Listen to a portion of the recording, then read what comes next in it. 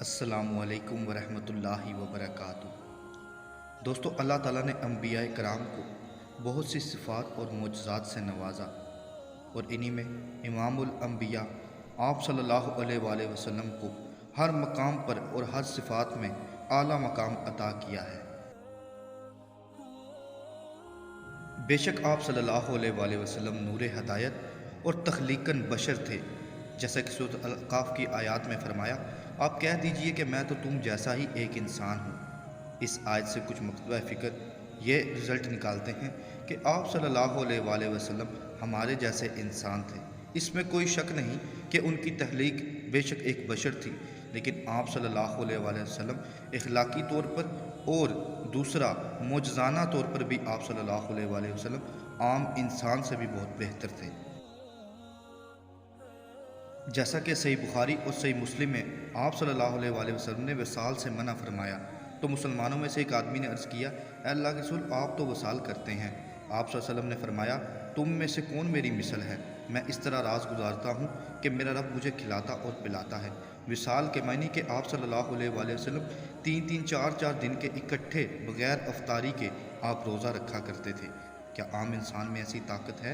اس لیے آپ صلی اللہ علیہ وآلہ وسلم نے اپنے صحابہ کو اس عمل سے منع فرمایا کہ میں تم جیسا نہیں ہوں، مجھے تو اللہ تعالیٰ کھلاتا پلاتا رہتا ہے۔ اسی طرح صحیح بخاری اور صحیح مسلم میں آپ صلی اللہ علیہ وآلہ وسلم نماز کے لیے تکبیر کہی گی تو رسول صلی اللہ علیہ وآلہ وسلم نے اپنا منہ ہماری طرف کیا اور فرمایا کہ اپنی صفیں برابر کر لو اور مل کر کھڑے ہو جاؤ، میں تم کو اپنی پیٹھ کے پیچھے سے بھی دیکھتا ہوں۔ آپ صلی اللہ علیہ وآلہ وسلم کے حصی معجزات میں ایک یہ بھی تھا کہ آپ صلی اللہ علیہ وآلہ وسلم دونوں آنکھوں سے پیچھے مڑے بغیر بھی پیچھے دیکھ لیا کرتے تھے۔ ایسے کئی سے واقعات احادیث کے اندر موجود ہیں۔ اسی طرح صحیح بخاری اور صحیح مسلم میں آپ صلی اللہ علیہ وآلہ وسلم سے صحابہ رضی اللہ عنہم نے عرض کیا، یا رسول اللہ، ہم نے دیکھا کہ نماز میں اپنی جگہ سے آپ کچھ آگے بڑھے اور پھر اس کے بعد پیچھے ہٹ گئے۔ آپ صلی اللہ علیہ وآلہ وسلم نے فرمایا کہ میں نے جنت دیکھی اور اس کا ایک یہ خوشہ توڑنا چاہا تھا، اگر میں اسے توڑ سکتا تو تم اسے رہتی دنیا تک کھاتے۔ آپ صلی اللہ علیہ وآلہ وسلم نے انگوروں کا ایک گچھا اللہ تعالیٰ نے آپ کو جنت دکھائی تو آپ نے چاہا کہ اسے توڑ لوں، پھر آپ صلی اللہ علیہ وآلہ وسلم نے فرمایا، میں نے اس لیے نہیں توڑا کہ جنت کی خوبی ختم نہیں ہونے والی، تم اس کو قیامت تک ہی کھاتے رہتے۔ اسی طرح صحیح بخاری اور صحیح مسلم میں ام سلیم رضی اللہ عنہما آپ صلی اللہ علیہ وآلہ وسلم کے لیے سونے کے لیے چمڑے کا فرش بچھا دیتی تھی۔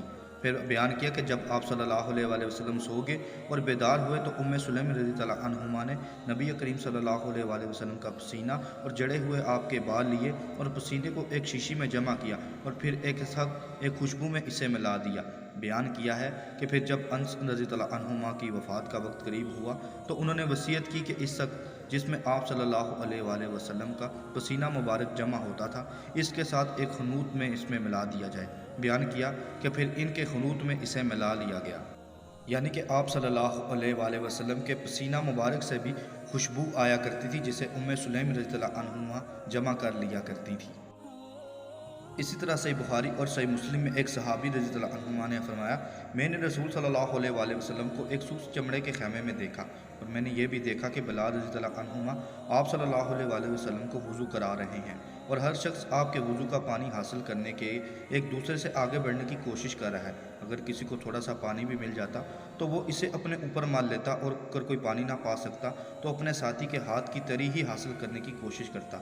پھر میں نے بھی آپ صلی اللہ علیہ وآلہ وسلم کو دیکھا کہ انہوں نے ایک برچھی اٹھائی جس کے نیچے لوہے کا پھل لگا ہوا تھا اور اسے انہوں نے گاڑ دیا۔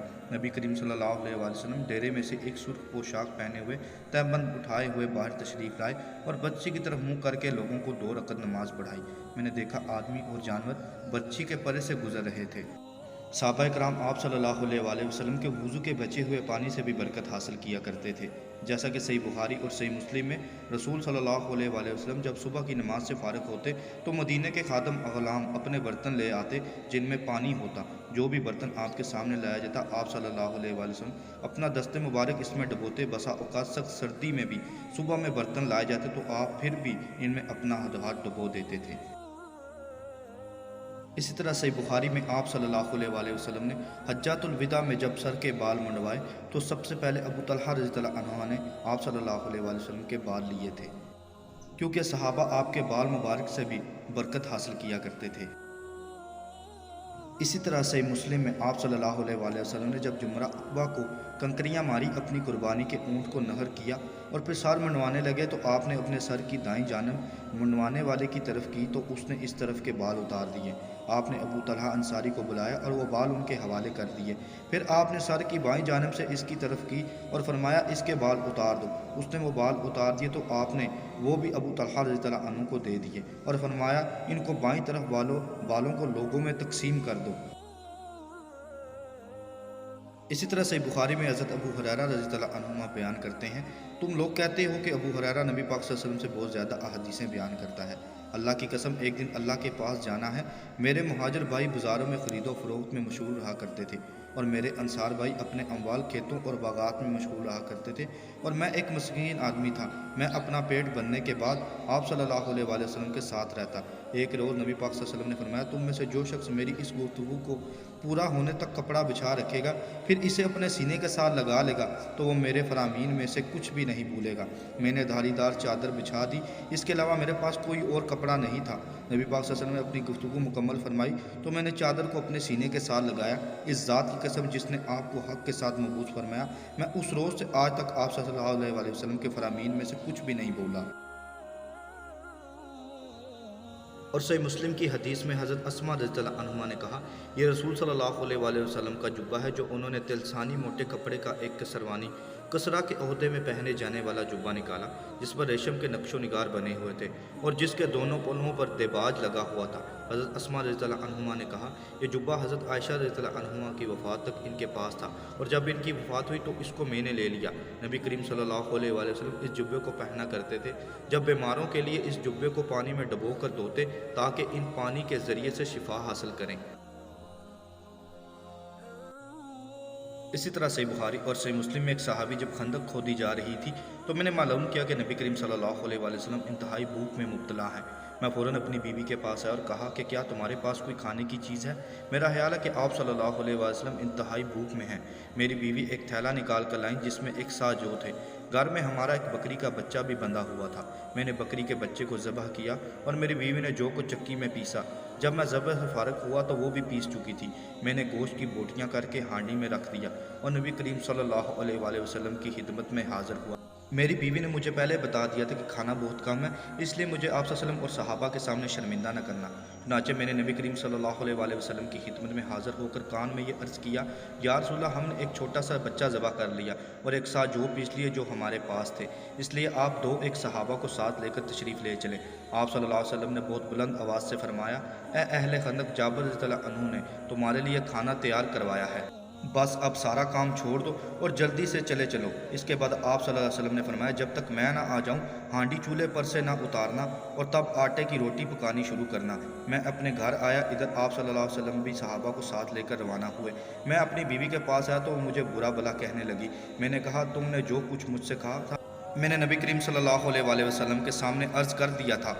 आखिर मेरी बीवी ने गूंदा हुआ आटा निकाला और आप सल्लल्लाहु अलैहि वसल्लम ने इसमें अपना लुआब दहन की आमेज़श कर दी और बरकत की दुआ की। हांडी में आपने लुआब की आमेज़श की और बरकत की दुआ की। इसके बाद आप सल्लल्लाहु अलैहि वसल्लम ने फरमाया, अब रोटी पकाने वाली को बुलाओ, वो मेरे सामने रोटी पकाए और गोश्त हांडी से निकाल लें, लेकिन चूल्हे से हांडी ना उतारना। सहाबा की तादाद 1000 के करीब थी। मैं आप सल्लल्लाहु अलैहि वसल्लम की कसम खाता हूँ कि इतने ही खाने को सब ने शक्म सेर से होकर खाया और खाना बच भी गया। जब तमाम लोग वापस हो गए तो हमारी हांडी इसी तरह उबल रही थी जिस तरह शुरू में थी और आटे की रोटियां बराबर पकाई जा रही थी। अल्लाह ताला हमें अपने दीन को समझने, उस पर अमल करने, दूसरों तक पहुँचाने और आप सल्लल्लाहु अलैहि वसल्लम की मोहब्बत और उनके नक्शे कदम पर चलने की तौफीक अता करे। अस्सलामु अलैकुम व रहमतुल्लाहि व बरकातुहू।